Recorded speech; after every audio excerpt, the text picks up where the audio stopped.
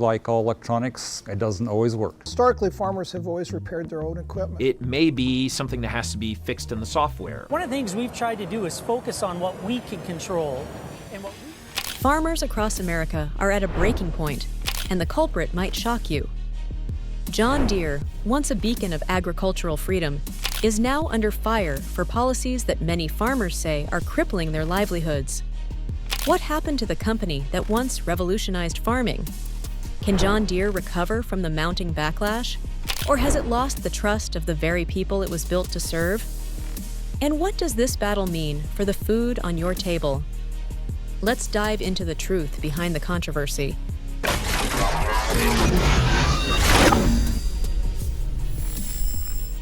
A legacy of freedom, now a symbol of control. For nearly 2 centuries, John Deere stood as a beacon of reliability and progress in farming. Founded in 1837 by a blacksmith, the company revolutionized agriculture with its steel plow, making the tough soil of the American Midwest farmable. Over time, John Deere's green and yellow equipment became a staple in fields across the nation, a symbol of independence and self-reliance for farmers. But things have changed. Farmers who once relied on John Deere to empower their work now feel betrayed. This is the culprit. It was just randomly shutting down. First thing we did was change the fuel filters in it, and it didn't really resolve the problem. So I was stymied at that point. That's the only thing that you basically have the ability to do without the John Deere software. That's exactly right. The company's introduction of advanced technology like GPS-guided tractors and precision farming tools initially seemed like progress. However, these same innovations have become tools of control. Proprietary software locks, restricted repair options, and skyrocketing repair costs have eroded farmers' trust. What was once a partnership has turned into a monopoly, leaving farmers feeling powerless. The right to repair, the battle for independence. Imagine owning a tractor, but being told you can't fix it yourself. That's the reality for many farmers today. At the center of this controversy is the right to repair movement, which advocates for farmers' ability to repair their equipment without relying on manufacturers. John Deere's modern machines come embedded with proprietary software that only company-certified technicians can access. Even simple repairs, like replacing a battery or fixing a sensor, require costly service calls. Farmers report waiting days, or even weeks, for repairs during critical planting and harvesting windows. The result? Increased costs, delayed harvests, and lost income. Well, that means you could lose your whole crop, because you can, like today, there's some clouds building up. It could turn into a severe storm. It could come in and wipe out your whole crop, hail it off, and then you have no income for the year from that crop. John Deere argues that these restrictions protect intellectual property and ensure safety. But farmers see it differently. They believe these policies are about control, forcing them into an endless cycle of dependency. The consequences don't just affect farmers. They ripple throughout the food supply chain. The economic cost of control. When farmers face delays and inflated repair costs, the economic impact spreads like wildfire. Crops go unplanted or unharvested, leading to decreased supply and higher prices for consumers. For example, a farmer in Iowa reported losing an entire field of soybeans because his harvester remained broken during the critical harvest period. That loss didn't just affect him. It contributed to higher soybean prices across the board. Small farmers are hit the hardest.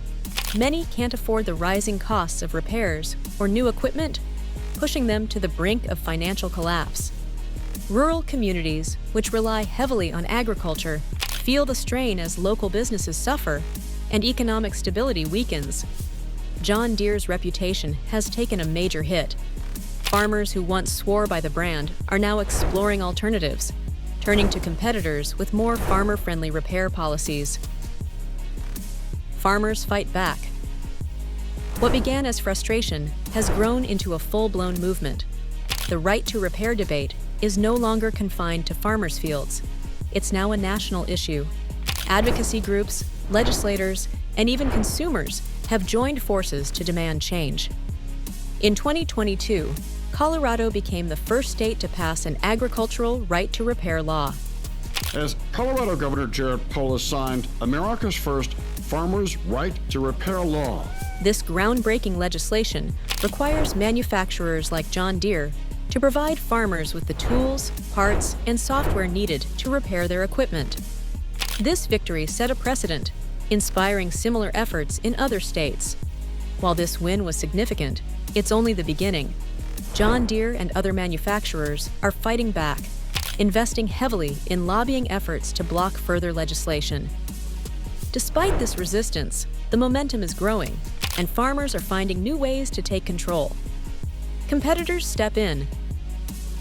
As John Deere faces backlash, competitors like Kubota, AGCO, and CNH Industrial are stepping in to fill the void.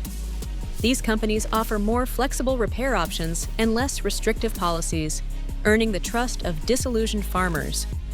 Kubota has gained popularity with its affordable, reliable, compact tractors, which empower farmers to perform their own maintenance. AGCO, the parent company of brands like Massey Ferguson, prioritizes transparency in repair procedures, making it easier for farmers to stay independent. CNH Industrial's advanced precision agriculture technologies rivaled John Deere's offerings, but come without the same restrictions. Even Caterpillar, traditionally known for construction equipment, is entering the agricultural market with customer-centric policies and robust dealer support. These companies are proving that respecting farmers' autonomy isn't just ethical, it's good business. The fight for the future of farming. The right to repair movement represents more than a battle over machinery. It's a fight for the future of farming. Farmers want independence, fairness, and the ability to sustain their livelihoods without corporate interference. The movement has sparked a larger conversation about the role of technology in agriculture and the balance between innovation and control. John Deere is at a crossroads. The company can either adapt to the demands of a changing industry or risk losing its place as a trusted partner in farming. Embracing the right to repair movement and prioritizing farmers' needs could help rebuild trust and restore its reputation. For farmers, the fight is far from over. Corporate resistance remains strong, but the collective voices of farmers, advocacy groups, and consumers are reshaping the conversation. The days of unchecked corporate control are ending, and a new chapter in agriculture is beginning. Do you believe farmers should have the right to repair their own equipment? Is John Deere's grip on the repair market justified, or is it an overreach? Let us know your thoughts in the comments below. Your voice matters in shaping the future of farming. Thanks for watching, and don't forget to like, share, and subscribe for more insights on issues that matter. See you next time.